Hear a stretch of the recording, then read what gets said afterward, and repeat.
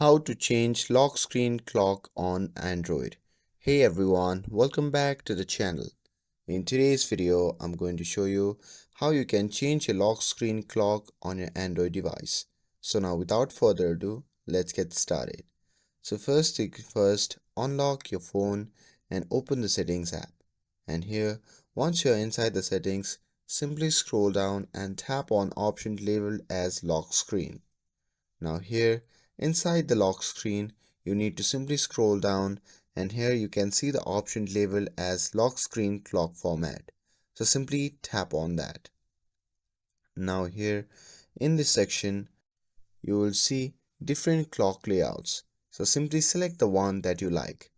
And once you have selected it, it will be automatically applied to your lock screen. And that's it. That's how you can change lock screen clock on Android. With this, if you found this video helpful, then don't forget to like, share and subscribe to get updated for more videos. Thanks for watching and I'll see you in the next video.